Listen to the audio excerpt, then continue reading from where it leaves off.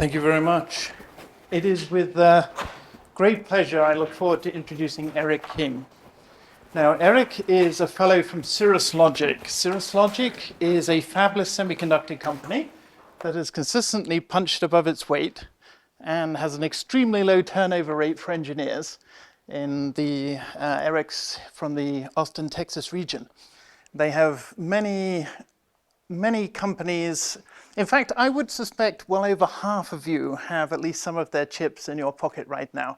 Eric will be able to go into more detail about how Cirrus does what they do and how a focus on systems architecture is essential to differentiate yourself in a world full of companies and other innovators.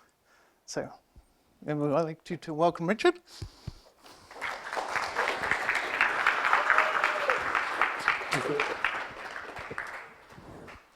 Okay, thank you guys for having me here. It's been 32 years since I was last on campus at Purdue. I did not get my bachelor's degree here. For those of you who know what Tau Beta Pi is, there was a convention here in 1993, and I froze my keister off. It was so cold. So you guys have got a lot coming up in the next couple of months, I'm sure, where I just barely tasted it. So my actual career started, I was a dropout from Georgia Tech, and I entered the music industry as a professional recording engineer and producer for a few years. I decided that $5 an hour wasn't going to allow me to spend anywhere near the amount of money that I wanted to spend, so I went back to the University of Tennessee and got my Bachelor of Science degree in electrical engineering, and that led directly to me being hired by Crystal Semiconductor at the time, which was a subsidiary of Cirrus Logic. Cirrus saw enough potential in me, they sent me back to the University of Texas to get my master's degree, so I did that. I've done a little bit of everything in my career, from audio, from A to D, D to A converters, codecs. I've done radio data system, which in your AM/FM radios, when you see the name come up that says you're playing such and such and listening to such radio station, that is a communication channel that's buried in the FM modulation spectrum. I did a demodulator for that. Wireless LAN, cellular transceivers. I've done a lot of AC to DC power conversion for LED lighting controls. But for the last 20 years, I've done power, either in the AC to DC space or power as it relates to automotive audio and mobile audio. So Dr. Swaby mentioned if you've bought a phone in the last 10 years, I guarantee you that there's no less than 3 ICs in there, and on the order of 5 or 6 that I have pretty significant knowledge of. So independent of what you've done there. So I've been blessed to be able to do a lot of different innovative stuff over my career, 30 some odd years. I've got 133 patents. Some of those are not as good as the others. You'll find that out as your careers develop as well, that some patents are better than others. But as I said, I've done a lot of things. My focus historically in the last 20 years has been power, but kind of doing that full circle spin back to audio and how do you make good quality audio amplifiers. So what I wanted to do, instead of just diving into systems architecture, is kind of give you how did the industry develop itself a little bit. So prior to 1980, right, and even through a large portion of the 80s, the market was dominated by what we called integrated device manufacturers, IDMs. So these are the companies who not only did the design, but they had the fabrication process. They had those lines in-house. They have their own packaging line. They're vertically integrated from a semiconductor IC development basis, and they do everything, okay? But the semiconductor industry has historically been very cyclical, okay? And by cyclical, we will go through periods where there's not enough wafers being made to periods where there is an excess of wafers being made. So during this time in the 80s, during those times of excess capacity, where not enough wafers were being produced, but they had excess capacity to do them, a lot of startup companies started doing what is referred to as the fabless semiconductor model, and they were buying excess capacity, okay? This worked out really well for digital designs, which, you know, a lot of you guys have done a lot of digital design or studying to be digital designers.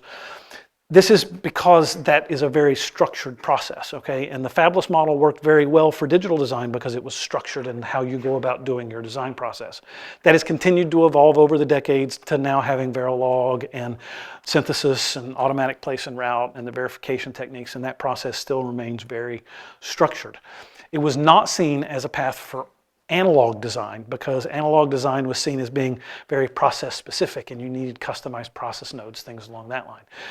Crystal Semiconductor, or Cirrus Logic, was involved in some of these early states where that really wasn't true. Okay, we were trying to break that barrier and not be just a digital company, but how do we do analog performance? So in the 90s, the best example of this that I can give is what you guys all know now as a ubiquitous term is Wi-Fi. Okay, so around 1996, 97 timeframe, Harris Semiconductor proposed and built a product that was a bunch of collective of ICs.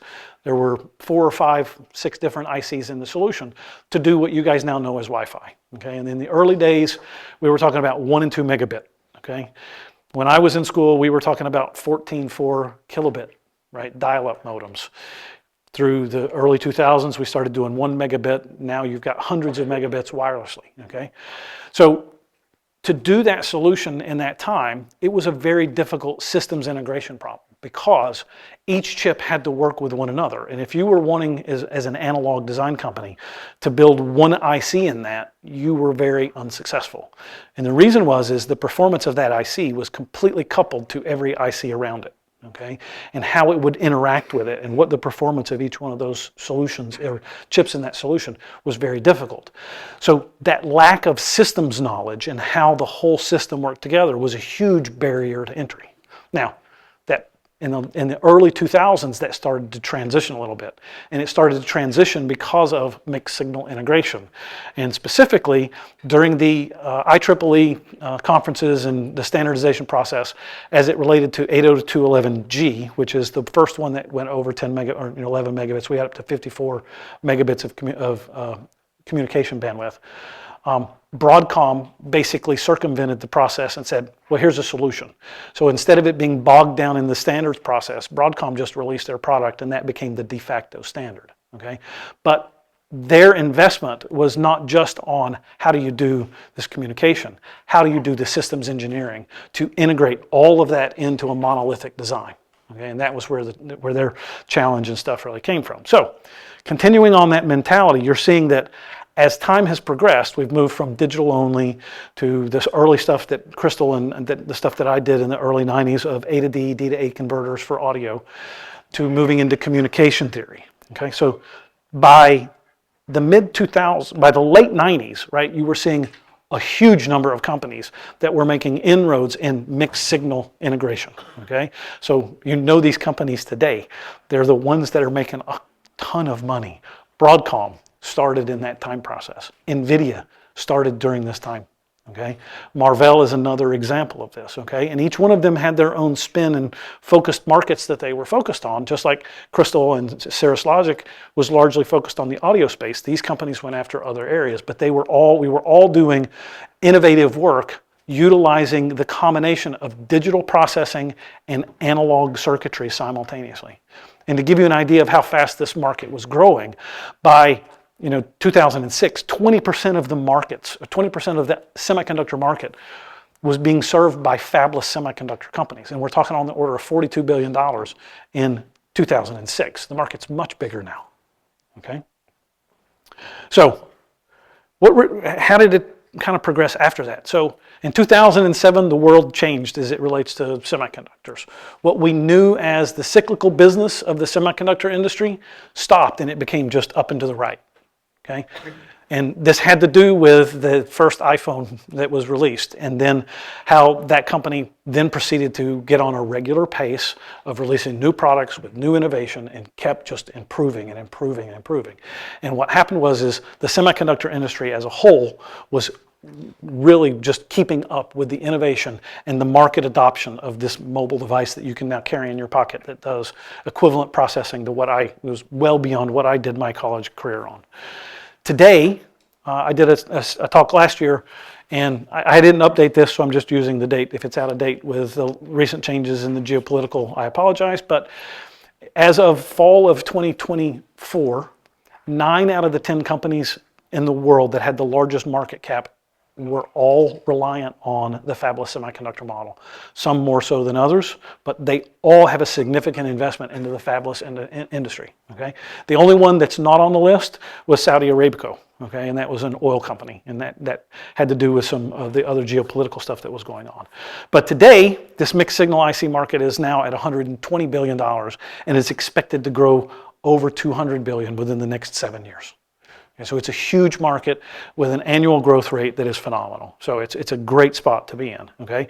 And where we're going to see a lot of that growth over the next 7 to 10 years is the consumer space continues to grow leaps and bounds. Automotive is undergoing a pretty large transition right now. The cockpit experience and what you expect for your vehicle to do for you, from either self-driving, things along that line, ADAS, the sensors that are there to detect where cars are, all of that is driving higher and higher processing power and more content in the automobile industry. And then telecom is continuing to grow. Medical is another area that is growing very rapidly, and there's a lot of opportunities in each one of those. So, one of the things that I didn't mention is what is a mixed signal IC. So let's kind of dive in here a little bit. Okay, so as a fabless semiconductor company, our challenge is if we're trying to go and compete against one of these IDMs who has their own foundry process, we cannot buy our wafers for the same price. Okay, we are buying, and capital expenditure costs are part of our cost of when we buy a wafer. Okay, so when we design something and we send it overseas to TSMC or UMC or another company, we're paying a cost that is not just the cost of the wafer and the manufacturing of that, but capital costs are included in that because all of those equipment has to be taken care of. The older IDMs, especially if they're working on older geometries, older, larger process nodes, those capital costs are all fully depreciated. Okay, so they have an advantage there. So from a mixed signal IC basis, our job is to outperform our competitors, do things that they can't do, bring more value through signal processing, through performance specifications. And we typically are looking at how can we do that on nodes that are cost effective, not necessarily cheaper, but cost effective, and bring value that is very difficult for some of the entrenched companies to provide. So today you guys have all know some sort of mixed signal IC, whether you recognize it or not, and it's just the ubiquitous system on a chip. Okay, so in a lot of cases, a system on a chip is just a generic term that gets thrown around. What we think of systems on a chips are more application specific. And I wrote ASICs here, application specific integrated circuit, but I'm going to broaden that term a little bit. I tend to think of it as application specific signal processing, okay, where we're doing a function that is specific for a given industry. So I've got an example up here, right, to give you an idea. This is not a generic IC. This is an IC that does a very specific thing, okay? And it's got analog and digital, but you'll notice that there is a processor over here. It says processor digital, but that's not a programmable processor. That's not like a RISC processor or a DSP core. It is more along the lines of directed gates that are hardened. The function is hardened and it's doing a very specific task. Okay, and that task is optimized from a cost basis so that it's cost effective and current effective, power, very efficient from a power basis to go and do that. So to build this IC, it took more than analog and digital design. It takes memory, there's a signal processing element, there's control theory, there's actually communications theory in here. The device physics of the device is very important that we understand. When we take this and we want to sell it to someone, we have packaging, we have thermal heat, we have mechanical problems. There are coefficients of thermal expansion that we have to deal with. There are parasitics from an inductance and capacitance. All of these things get in our way of how to provide the solution to the end customer. These are all of the things that a mixed signal integrated circuit company has to go and deal with. Okay? So what this means is what we're building as an IC has a lot of systems complexity. And this is where systems and systems architecture comes into play. Okay? All right. So what is systems engineering? So in your careers in the semiconductor industry, you're going to see terms that get used, overused, and get taken and used for whatever. Okay, systems is one of those words. So if you go look at systems and find out what systems engineering is, you're going to find a bunch of different definitions. So that is a problem. So for me, I'm going to go back to Rev 1 of the NASA Systems Engineering Handbook, and I'm going to utilize this definition. Okay? So their definition is it's a methodical, disciplined approach for the design, realization, operation, and retirement of a system. A system is a construct or a collection of different elements that produce something that is larger than what you can get from any one of those. Okay?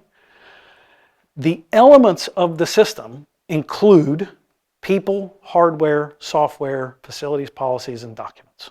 And we're going to talk about this in a second because this is a key statement as far as the way I view systems engineering. Systems engineering is a way of looking at the big picture of what you're trying to do to help you understand what technical decisions you need to make. Okay? It's the logic in how you're approaching a higher level problem that you're trying to solve. Okay? And the attributes of a systems engineer is identifying what areas are important to focus on. If I try to focus on everything, I'm not doing anything. It's too broad. Systems engineering, from my perspective, is finding the one or two areas that I can really go and innovate and bring more value that outpaces what I can get in the other areas. Okay? And it's important here, like it says on the bottom, the art is knowing when to probe and where to probe. Okay? But the entire technical team is involved in that process. It's not an individual. It happens to be facilitated by a systems engineer, but the entire process is the whole collective team. Okay?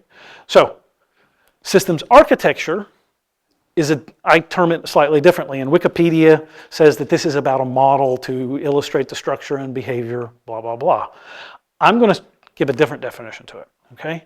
And I'm going to say, it's the focus on the communication across the boundary conditions that exist during any IC development. Okay? So, in my experience of 30 some odd years now, if I look at the number of bugs that have been created on pretty much every project, and there's always something that doesn't do what you expected it to do, the number one reason is a communication reason. It's not because the design engineer didn't do what he was asked to do. Okay? It's because there was a breakdown in his block and somebody else's block, and there was no communication. Okay? So the lack of communication between individuals is number one on my list. So focusing on the communication between boundaries. That communication can be electrical signaling. It can be two people that sit next to each other that aren't talking to one another. Okay? So the role of a systems architect is to be a facilitator and a mentor into that. And one of the ways that we do that is by creating the models of the system, where the model is a simulation environment, and that simulation environment is a language that we can all use to communicate so that we understand what is it that we're trying to solve at a high level, what is the overall function, how is that function being broken down into the subblocks. Okay? Okay, so I'm going to come back to that systems definition. So number one, if I go back to the definition of systems and what is involved in systems from the NASA handbook, it says it includes people, hardware, documents, facilities, policies, and documents. First thing that's listed was people. The last thing that was listed is documents. Okay? So when I'm doing systems engineering, my job and my goal is to focus on the individuals that are implementing to ensure that they understand what is being asked of their subcircuit or of their circuit, of that subsystem that it sits in, and trying to elevate their knowledge base above the circuit to understand more of where they fit in there. And the documents are responsive to that understanding. Okay? So this is one way that Cirrus has some uniqueness. A lot of companies do this the other way. You have specialists who say, this is what each circuit needs to do. Here's the document. Just go build this. The way that I'm doing systems engineering and the way that I look at systems architecture is I'm going to work with the individual designers to understand, do you understand what's being asked and how you fit into the subsystem, such that you can reply back to me and give me the document backwards as responsive to your understanding. And there's a subtle difference there, okay? Is by understanding the why we're doing something at a higher level, I'm trying to get you bought into a higher level understanding. I don't want you just thinking that your job is to implement the circuit. I want every engineer to have ownership in the whole project, okay? Something's going to go wrong during the project, okay? And We are much stronger as a collective team than we are as individuals, and one guy had a problem. Okay? Because his problem might be yours to solve because you had excess margin in your specification, in your covering that weakness in his implementation or the weakness in the process node. Okay? So the role of the systems architect is through that process, through that facilitation, to make sure that as we're making those trade-offs and we're in that development process, we're still meeting the overall goal of the system. That's the role of systems architecture. Okay? So at what level does this systems engineering occur? Well, let's think about that iPhone again. Okay? So again, released in 2007. And it's quite an engineering marvel in and of itself. But if we think about just the cellular market, inside that device, I have the infrastructure. How do I communicate to the cellular network outside? The cellular transceiver and that subsystem of down converting from an RF signal to a baseband. That's a whole subsystem on its own. The graphics, the display, the capacitive touch, all of that being integrated. It's another subsystem. The wireless LAN, making sure that wireless LAN and Bluetooth aren't interfering with my cellular and aren't interfering with my audio subsystem.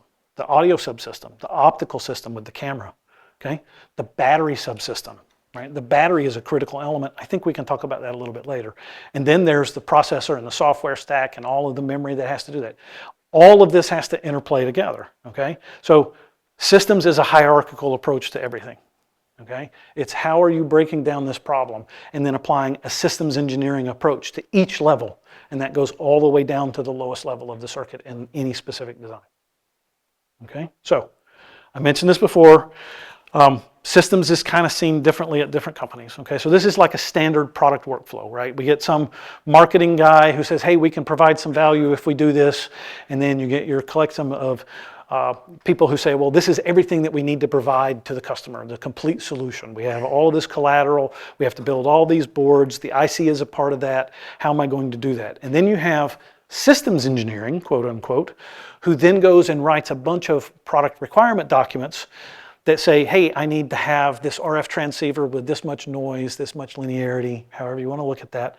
I have my analog design. I need this A to D converter built that's got these specifications. Digital team, this is your processor that you're going to have. I need you to write all these functions in this communication theory stuff. The software stack, all of this goes on. And then on the back end, we're bringing it all back together to see where we're at. So systems is often implemented as a dictation, microarchitectures. Here's your circuit, just go build this. The way I approach it is different. It's embedded throughout the process, okay? From the marketing definition all the way through to the backside. Systems engineering is engaging at each process through marketing, through the validation, through the verification, the product test, the customer engagement, looking at what is this going to do from an IC design basis and how am I going to be able to break this down to provide value to the customer. Okay? Okay, and then I've got the last bullets down there on the bottom. Work with the designers to make sure there's an understanding of what we're trying to build and documentation is responsive. Okay? All right, so let's dive in and talk a little bit more systems in action. So, I'm going to do an audio thing for a second, okay? So, believe it or not, in your mobile device, one of the largest, if not the largest consumer of peak power is the audio subsystem.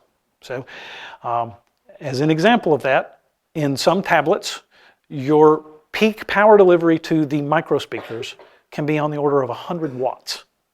And let's think about that for a second. My battery is probably 4 volts. I'm delivering 100 watts. That's 25 amps of current being drawn off of a lithium-ion cell. That's a lot of power. Okay? That's a lot of current. And remember, some of you are, the power loss is proportional to the square of the current. So if I'm delivering 25 amps from 4 volts, that's a lot of power loss. I have a lot of I squared loss, okay? So we need to figure out some interesting things for that. So what all can be impacted by that audio subsystem? Well, I just told you 25 amps. A lithium-ion battery can, depending on how it's constructed, it may brown out. It can't sustain the voltage at large currents. Its voltage is going to drop. And if the voltage drops too much, many of the ICs in the rest of the system are going to turn off. They're going to go into a protection mode. So I'm definitely impacting the battery subsystem with my audio subsystem. But What I want to talk about, and I've got another thing to show you here, is the thermal impacts of me delivering 100 watts from a very small piece of silicon or multiple pieces of silicon. That is a huge thermal load, and it creates a lot of heat. And one of the biggest problems and challenges that we have in mixed signal engineering from a power basis is how much heat are we creating and how do we get it off of our die? Because your semiconductor process nodes have a maximum temperature that they can operate with and maintain reliability over the lifetime. Okay? And then there's other problems with radiation, things along this line. But what I want to do is I want to talk about the thermal reality. So this is an infrared imaging of a boost converter that's in the audio subsystem. And it's going to play an audio track, and what you're going to see is you're going to see different elements of the IC heating up and down as the audio track is playing. So to give you an idea, just to highlight this, in the center of this is where the piece of silicon is. On the top and the bottom of this are inductors that are used to help me convert power, okay? So let's go ahead and play this for a second and see what we get.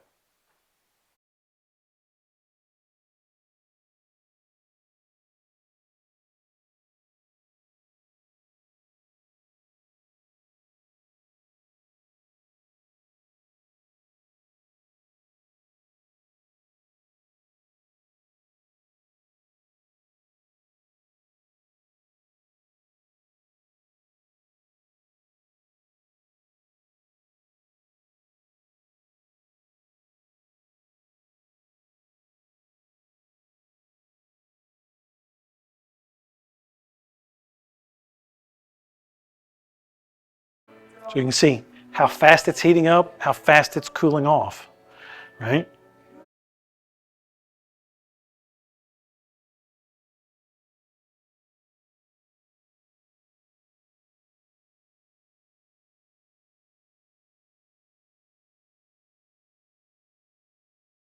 So you can see in this simple diagram, I can identify multiple areas on the IC. I can show you where the power FETs are. I can show you where the digital circuitry is. I can see what's going on. Now, because of some physics, the colors are not directly related to the actual temperature that's going on the die, but it's kind of indicative of where the current's flowing. Okay, so there is a heat element here, but there's a current element of where the current is being distributed and how heat is being taken off of the die. But you can see there's some huge dynamics and thermals that are going on here. So this isn't a semiconductor problem. I now have a mechanical problem because I've got what's called coefficients of thermal expansion. So different devices are going to change their mechanical stress and how much they're going to grow and shrink as a function of how much heat is being generated at any point in time. So now I've got another set of problems I got to deal with, okay? So let's dive in a little bit more on that. So if I look at that, the top plot here is the cross section. So I've kind of taken and said, let's just cut the IC in down the middle of it, and let's look at what's going on. And what you can see is the die is really hot, and then as I get into the air surrounding it, it's dropping down in temperature, and then you can kind of see the conductors that are taking heat into the board are these orange ones on the bottom that's represented by the balls of the bottom plate. This is a plot of the die temperature at one of the power devices during a song. So I now got another element here, because when I change the temperature, all of my analog performance is changing dynamically as well.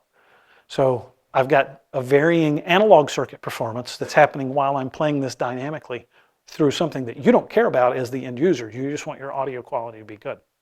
Okay? So all of these, I've now impacted analog design, I've impacted the digital design, I've impacted the mechanical design and the packaging, I've impacted the board and the ICs that are around me. So the illustration here is this: even at the smallest IC, there are systems impacts to a bunch of different areas outside of my control. But I have to understand what their impact is in order for me to do a good systems engineering design. So, continuing on this thermal, what are the causes of all that thermal stress? Okay, so on the right-hand side, almost everything that's doing from an audio basis has to do with efficiencies in power conversion, okay? So if we think about just an amplifier for audio, there's a whole bunch of different ways that you can build an audio amplifier. So the table on the right-hand side is showing you different classifications, quote unquote, for audio amplifiers. There's Class A, Class B, Class AB, Class C. Class D is where we start transitioning from an analog solution into a digital or a pulse width modulated type solution. And what you can see is, as I'm moving down this chart, when I get into the digital, my efficiencies went up dramatically. Okay, so efficiency is just a ratio of how much heat am I generating, what is my total power delivery to how much power am I trying to deliver. Okay, so we're getting into some good benefits here. Okay, as I come down this list, complexity is going up dramatically. Okay, so today, most amplifiers that you get for mobile audio, even in a lot of your automotive audio, are Class D. Okay, and they're doing Class D with some benefits to help them thermally called Class G and H. I won't get into that. You can go research that. But what's coming is what's referred to as multi-level converters. So I want to illustrate what is a multi-level converter. Okay, so today we're at that Class G and H with Class D on the output, and we're transitioning into multi-level. So what is a Class D amplifier? So what a Class D amplifier is doing is instead of creating a linear signal that is a sinusoid, okay, we're going to use higher frequency switching, and you can think about the average voltage of that switching in any period, okay, just at a really high level. So if I want to create a high voltage, my signal is going to be high all the time. If I want a voltage that's 0, my signal is 0 all the time. Or at the bottom, it's going to be 0 all the time. If it's 50% up and 50% down, I'm in the middle. Okay, so by changing the pulse width modulation of that signal, I can create different analog representations when I run that through a low-pass filter. Okay, so visually here, just apply a low-pass filter in your mind as to what's going on. The limitations of this start to become, hey, my inefficiency is determined by the amplitude of that switching. Okay, so for audio, we refer to the peak to average or the crest factor of audio. When you're listening to a piece of music on your device or in your car, you have a relatively small amount of average power, but the dynamics of the system are driving a huge amount of peak power. Okay, and I have to still deal with that peak power and deliver that. So if I create an amplifier that's always switching high voltage for the purpose of creating a small signal, just so that I can get those dynamics, I'm throwing away power. It's an inefficiency. Okay. Class G and H are a path to help me impact this a little bit. And what I'm doing is I'm changing the amplitude of the switching envelope by putting another piece of complexity, another circuit in the design. But we can build a better widget. Okay? And one way that we can build a better widget talks about multi-level amplifiers. Okay? So this is an example of one way that systems engineering can be brought to bear to make an improvement in an audio space. So what a multi-level converter does is it says, okay, well now instead of having 2 levels, I'm going to have 3 levels. I'm going to have my high, my low, and I'm going to have a level in the middle, okay, just to illustrate this. And what you can see now is that sinusoid, when I'm in the positive region of that sinusoid, I'm switching between the middle and the top. And when I'm in the trough of the sinusoid, I'm switching between the middle and the bottom. So now I've decreased my amplitude. So if you guys go and do some research into switch mode power converters, there's 2 concepts that you're going to see. You'll hear people talk about zero current switching and zero voltage switching. And each one of those are different approaches to use either resonant converters, things along that line, to decrease the power loss of that switching event. What's happening here is I'm approaching zero voltage switching by decreasing the voltage. And in any switch mode converter, your voltage loss, the power loss that I get due to voltage, is proportional to V squared. Okay, so again, it's a V squared type problem. So an example multi-level converter takes, instead of having just 2 switches, one that turns on high and one that turns on low, I can start integrating and putting what's called a flying capacitor, and again, you can go and pull this one up and look at it, on each side of my amplifier. So what I want to show you here is an example of that same sinusoid, but now being played through a multi-level converter. So when my amplitude is small, you can see the top plot, the red is the differential switching, the green line is the filtered version of the sinusoid. On the bottom, the yellow and the blue are the 2 nodes that are the amplifier that is switching. And you can see here, I'm switching with low amplitude. As I increase the amplitude of that sinusoid, you can see that dynamically, I'm now introducing new levels of switching. And it's the combination of what I'm doing in all of that that allowed me to create that sinusoid.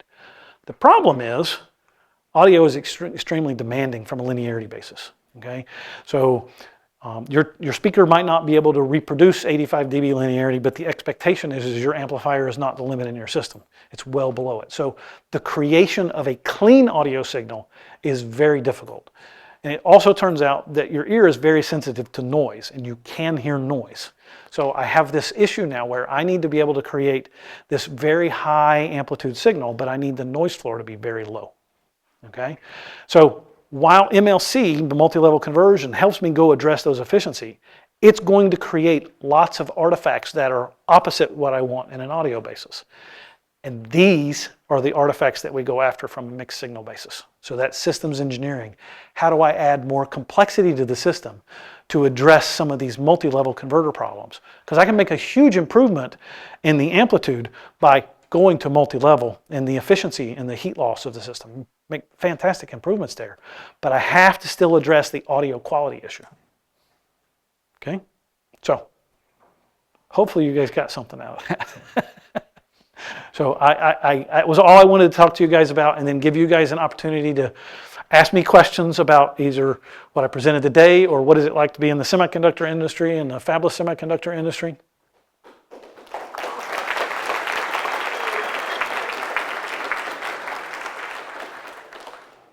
Thank you very much, Eric. I have a quick announcement before questions start, which is that Eric is also a guest at the Socket team, which is meeting just across the atrium. So unfortunately, he won't be able to stick around quite as long at the end of class. But if you wanted to join the Socket class for his more technical presentation next door and ask him questions after Socket, you're very welcome to do so. So we'll just be across the atrium on the left-hand side. So after that,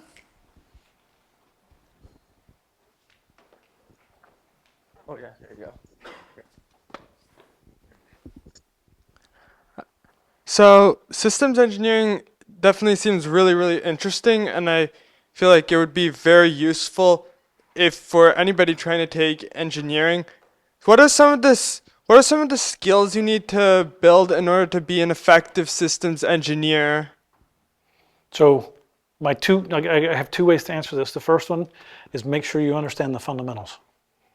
Okay? Do you know what a capacitor is? Do you know what an inductor is? Do you know the basics of control theory? Right? So be able to have good foundations in a broad swath of things. Okay? And then the second one, and this one is more important, make sure you have learned how to learn, so that when you identify the areas of focus, that the art being in where to focus and what to do, that you know how to go deep. Okay? That you can solve problems at a deeper level by learning what it takes to do in that. Okay? And I'm not saying that you're going to come up to be an expert in communication theory, but I can get to the point where I understand enough that I can say, okay, here is a potential solution. Then I can bring in a communications theory expert or a signal processing expert to help me work through the balance of the rest of the problem. I can identify where it is. I can identify, hey, I think this is a potential solution. Now I can go work with someone. So learning how to learn is extremely important, okay? But two, make sure you understand your fundamentals across the board, okay?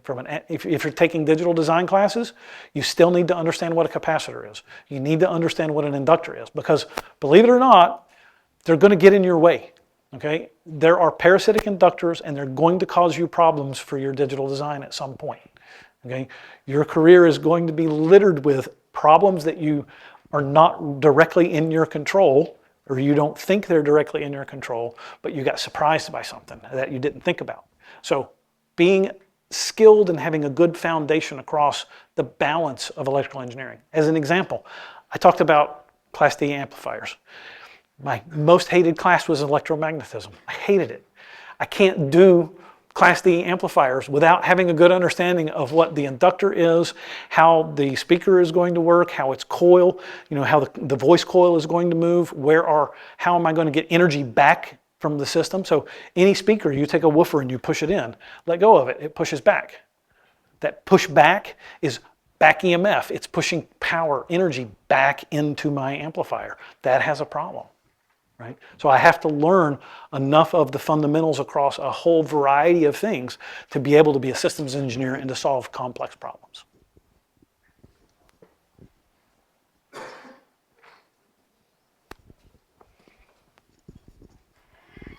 Given what you were talking about the SMPS converter earlier, have you guys considered using like the multi-level switching in SMPS power converter for like power purposes to get like even better efficiencies, especially at like low current, since that's For power converters, yeah for SMPS systems. yeah. So my current area of research is pretty much dominated by multi-level converters, right? So I have been doing multi-level converters of a variety of different things for about the past 10 years.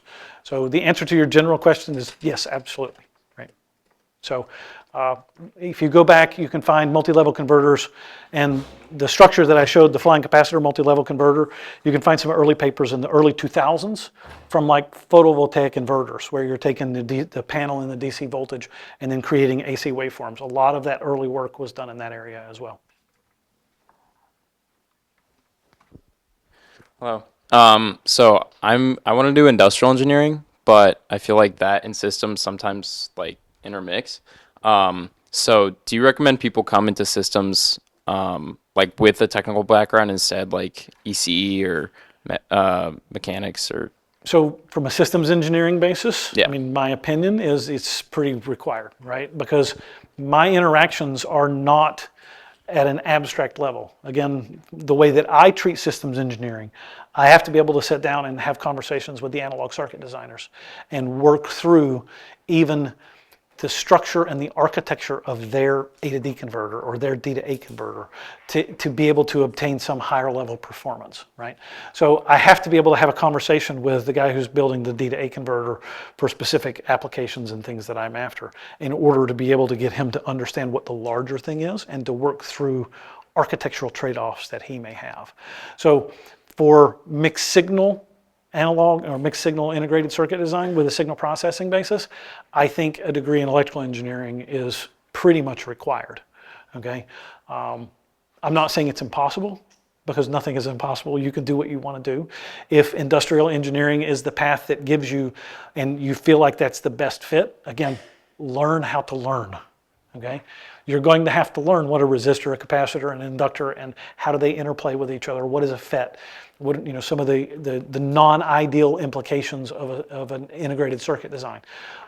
I'm talking about systems as it relates to integrated circuit design. There are other systems available where you can still help manage complexity, because that's really what we're doing is we're managing the complexity of a solution that is more than the individual parts that are there. And there's plenty of opportunities in industrial engineering for that as well. Thank you.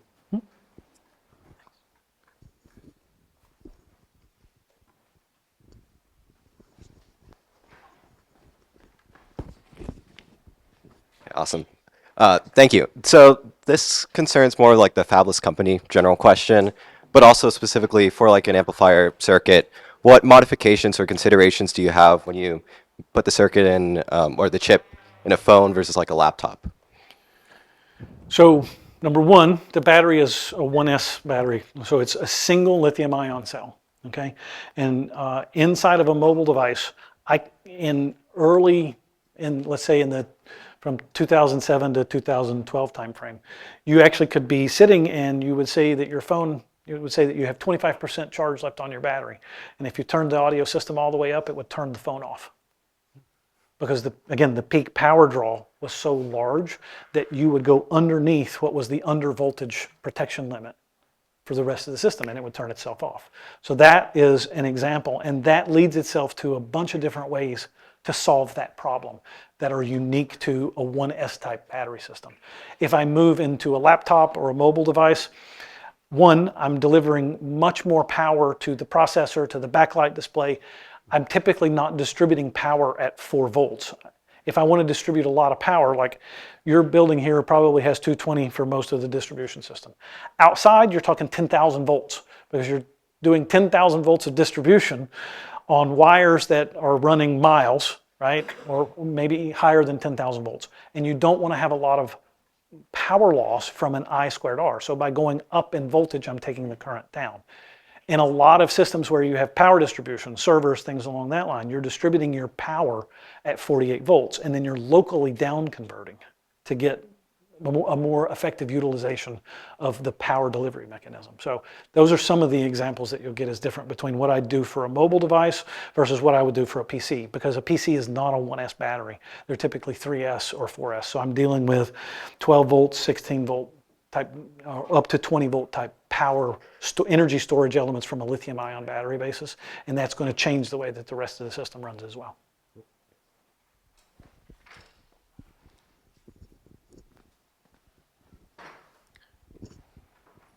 I was just curious, the noise you were talking about earlier, what are some of the steps you take to mitigate that noise, like to reduce it? So some of that gets into, this is a pretty technical level. So noise in these systems can be dominated by a variety of different things. I can have thermal noise from just my device is sitting there and its output, and it has random processes that are going on inside the devices that are causing the system to not be stable, right? And that noise is going to replicate itself. The quantization, or how, when I'm doing that pulse width modulated signal to create the sinusoid, how wide do I quantize? Can it be 1 time tick, 2 time ticks, 3 time ticks? How I divide that. If I do that as an analog modulator and I can hit any time, there's noise in that analog modulator system. The switching itself, depending on how fast my switching is relative to my audio bandwidth, can create noise problems for me. So there's a whole bunch of noise systems or noise contributors that contribute to the output noise floor of an audio system. So giving you a few. Hopefully that answered your question. Well, thank you very much, Eric. If you're around to stick around for a bit before we head over to Socket, I'm sure some other folks have questions. Otherwise, thank you very much. Thank you, guys.